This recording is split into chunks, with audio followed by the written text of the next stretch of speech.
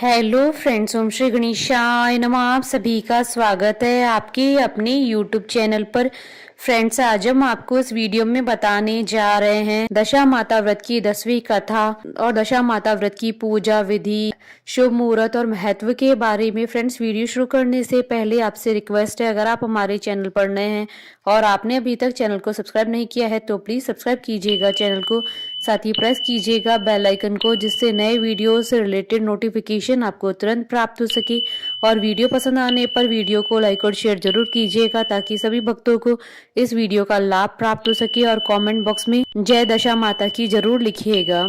दशा माता का व्रत चैत्र माह के कृष्ण पक्ष की 10वीं तिथि को मनाया जाता है। मान्यता है कि इस व्रत को करने से व्यक्ति का बुरा समय दूर हो जाता है तथा अच्छा समय आ जाता है। जब व्यक्ति की दशा ठीक होती है तो उसके सभी कार्य सफल होने लगते हैं, लेकिन जब व्यक्ति की दशा खराब होती है तो उसके कार्य में बाधा आने लगती है। इसलिए चैत्र मास की दशमी को दशा माता का व्रत किया जाता है, जिससे व्यक्ति के जीवन में चल रहा बुरा समय दूर हो सके। हर व्यक्ति का समय एक बार बदलता जरूर है। अगर अनेक उपाय व तमाम मेहनत के बाद भी समय नहीं बदले तो मनुष्य को दशा माता का व्रत पूजा आदि करना चाहिए।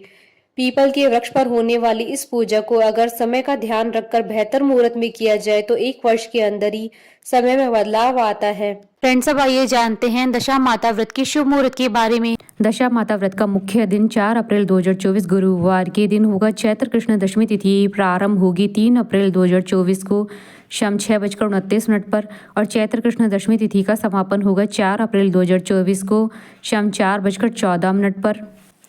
इस दिन साध्य और सिद्धि योग भी बन रहे हैं। इस दिन सिद्धि योग का प्रारंभ होगा 3 अप्रैल 2024 को दोपहर 4:15 से। अगले दिन 4 अप्रैल 2024 को 1:15 तक। उसके बाद साध्य योग का प्रारंभ हो जाएगा। साध्य योग का प्रारंभ होगा 4 अप्रैल 2024 को दोपहर 1:15 से। अगले दिन सुबह 9:55 तक।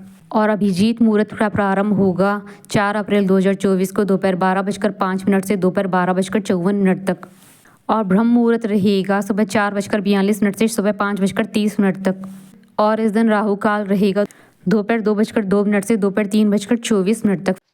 फ्रेंड्स, अब आइए जानते हैं दशा माता व्रत की पूजन विधि के बारे में। अगर आप पहली बार पूजा कर रहे हैं तो घर के किसी कोने में साफ सफाई करके एक दीवार पर स्वास्तिक बनाएं। उसके बाद स्वास्तिक के पास 10 बिंदियां बनाएं। पूजा में रोली, मूली, सुपारी, चावल, दीप, नैवेद्य, धूप आदि शामिल करें। इसके अलावा सफेद धागा लें, उसमें 10 गांठें बना लें, फिर उसे हल्दी में रंग लें। इस धागे को दशा माता की बेल कहा जाता है। दशा माता की पूजा के बाद इस धागे को गले में धारण करें।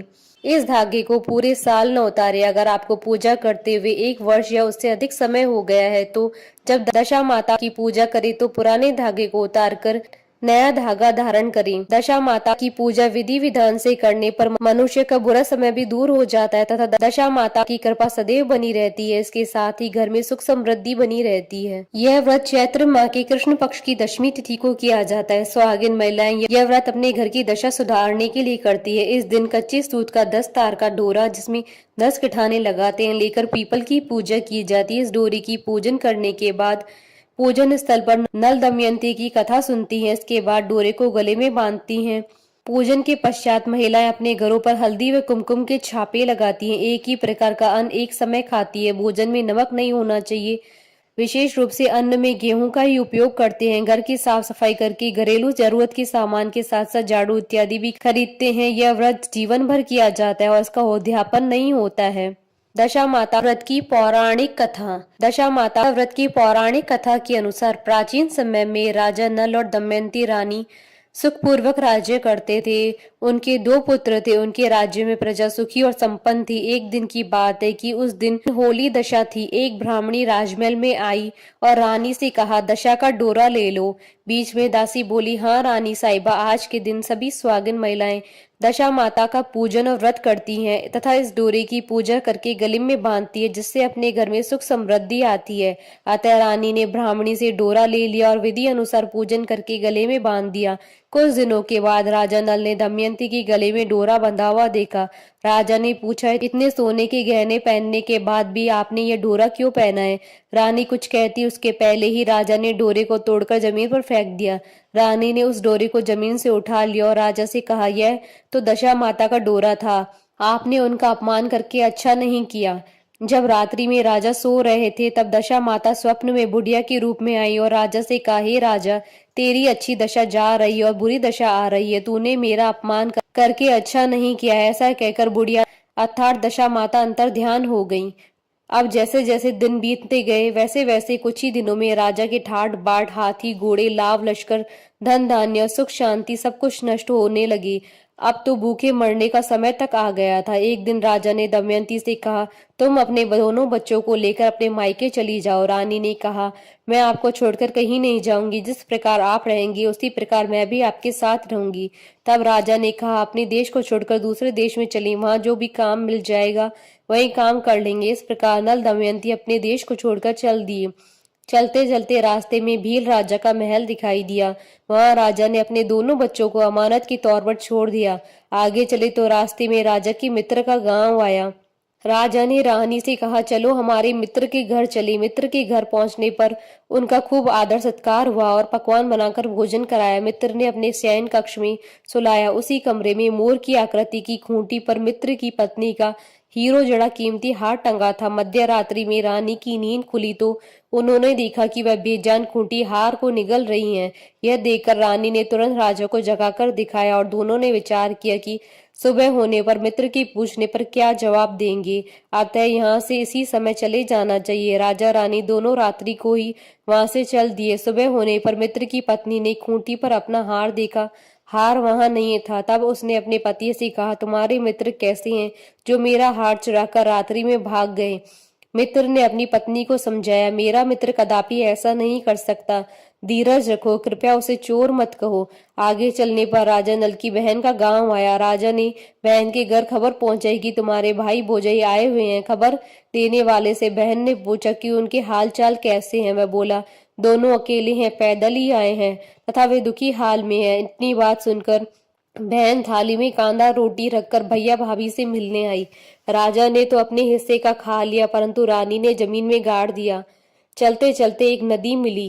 राजा ने नदी में से मछलियां निकालकर रानी से कहा, तुम इन मछलियों को भूंजो, मैं गांव में से परोसा लेकर आता हूँ। गांव का नगर सेठ सभी लोगों को भोजन करा रहा है। राजा गांव में गया और परोसा लेकर वहां से चला तो रास्ते में चील ने झपट्टा मारा तो सारा भोजन नीचे गिर गया। राजा ने सोचा कि रानी विचार करेगी, राजा तो भोजन करके आया है, मेरे लिए कुछ भी नहीं लाया। उधर रानी मछलियां भूंजने लगी तो दुर्भाग्य से सभी मछलियां जीवित होकर नदी में चली गई। रानी उदास होकर सोचने लगी कि राजा पूछेंगे और सोचेंगी कि सारी मछलियां खुद खा गई। जब राजा आए तो मन ही मन समझ गए और वहां से आगे चल दिए। चलते चलते रानी के मायके का गांव आया। राजा ने कहा, तुम अपने मायके चली जाओ, वहां दासी का कोई काम कर लेना, मैं इसी गांव में कहीं नौकर हो जाऊंगा। इस प्रकार रानी महल में दासी का काम करने लगी और राजा तेली के घाने पर काम करने लगा। दोनों को काम करते हुए बहुत दिन हो गए। जब होली दशा का दिन आया तब सभी रानियों ने सिर होकर स्नान किया। दासी ने भी स्नान किया।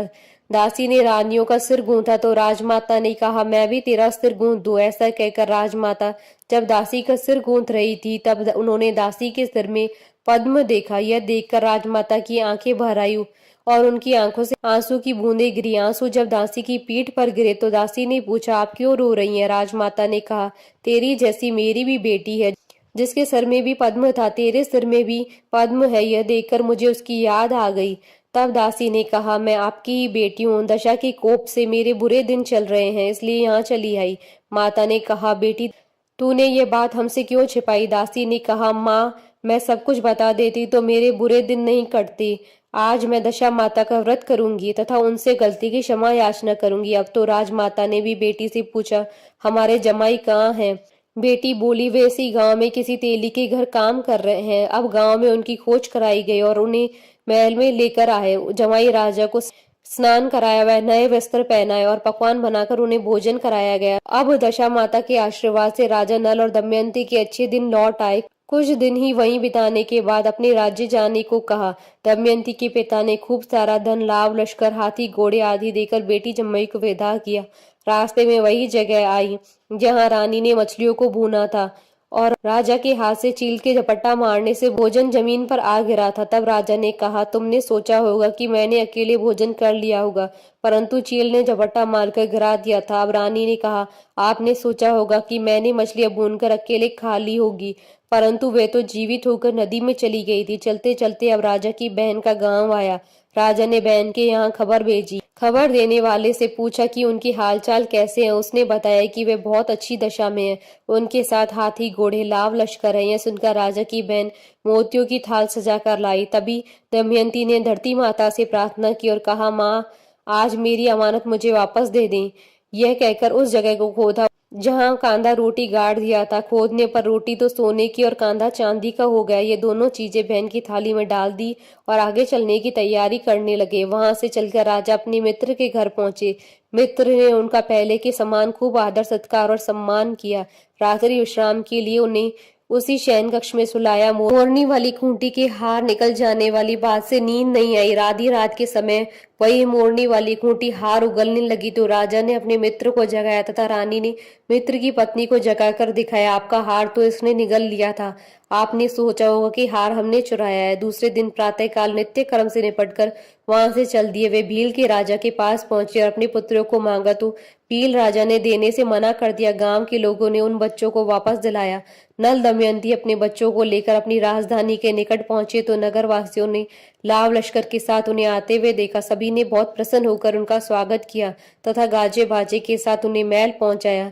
राजा का पहले जैसा ठाट बाट हो गया। राजा नल दमयंती पर दशा माता ने पहले कोप किया था, ऐसी किसी पर मत करना, और बाद में जैसी कृपा की वैसी सब पर करना। बोलिए दशा माता की जय। हमारे साथ इस वीडियो में अंत तक बने रहने के लिए आपका धन्यवाद। ओम श्री गणेशाय नमः।